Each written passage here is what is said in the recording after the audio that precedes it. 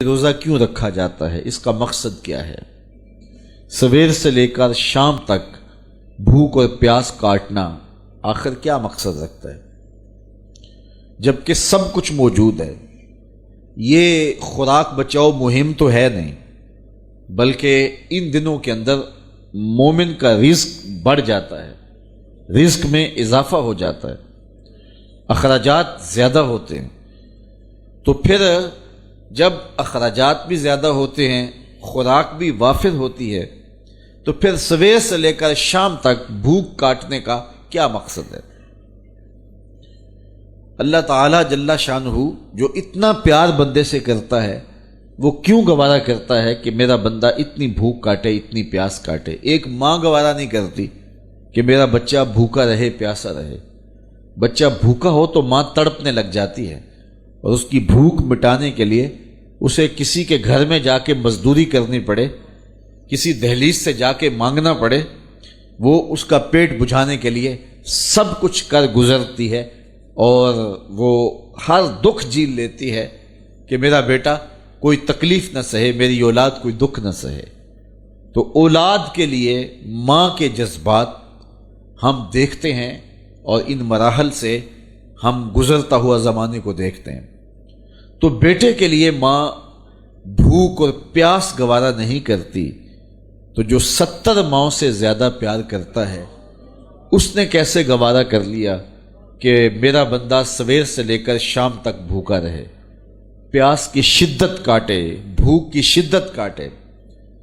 آج کل 16 گھنٹے لمبا روزہ ہوتا ہے، اور اتنا طویل عرصہ سخت گرمی میں زبان کانٹا ہے، حلق خشک ہے، اور بندہ دریا کنارے ہے، لیکن ایک گھونٹ بھی اٹھا کے نہیں پی سکتا۔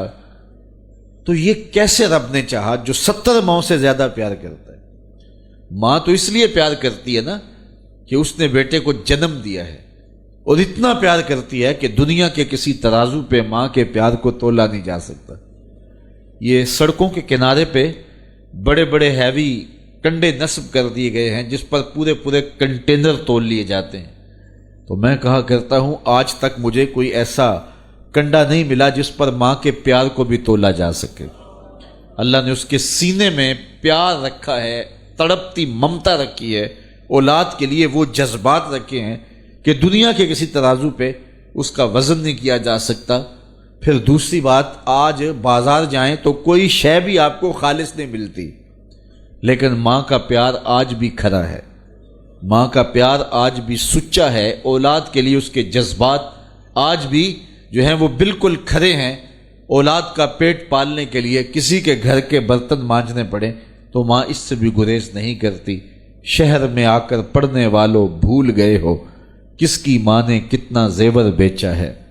مائیں اولادوں کے لیے کیا کیا پاپڑ نہیں بیلتی، کیا کیا دکھ نہیں سہتی، خود گیلے بستر پہ لیٹ جاتی ہیں اور بیٹے کو خشک جگہ پہ لٹاتی ہیں، اور اذیت سہتی ہیں، دکھ سہتی ہیں، خود پیاس اور بھوک برداشت کر لیتی ہیں، لیکن اولاد کو جو ہے وہ بھوک اور پیاس ان کی برداشت نہیں کر پاتی ہیں۔ یہ ان کے سینے میں اولاد کا پیار ہے۔ تو اولاد کے ساتھ ماں باپ کو اتنا پیار کیوں ہے؟ تو اس کا جواب ایک ہی ہے، اس لیے کہ ماں نے بچے کو جنم دیا ہے۔ تو اس جملے پہ آپ کی توجہ چاہوں گا، جس نے جنم دیا ہے وہ اتنا پیار کرتی ہے، تو جس نے خلق کیا ہے وہ کتنا پیار کرتا ہو۔ ماں نے جنم دیا ہے، تخلیق نہیں کیا، تو جنم دینے والی کا پیار اس کا ٹھکانہ نہیں، اور جس نے خلق کیا ہے اس کی محبت کا عالم کیا ہوگا؟ تو ماں گوارا نہیں کرتی تو رب نے کیسے گوارا کر لیا؟ اس مسئلے کو سمجھنے کے لیے پھر دوبارہ ماں کی گود میں آنا پڑے گا۔ بیٹا بیمار ہو گیا، ماں اٹھا کے اس کو ڈاکٹر کے پاس لے گئی۔ ڈاکٹر نے کہا کہ اسے یہ دوائی دو، یہ سیرپ پلاؤ، ٹھیک ہو جائے گا۔ اب سیرپ کڑوا تھا، بچہ پیتا نہیں۔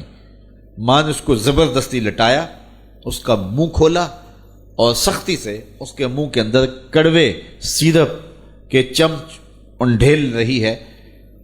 کیا ماں صفاق ہو گئی؟ ماں کا پیار چھن گیا؟ اس کی ممتا کہیں رخصت ہو گئی؟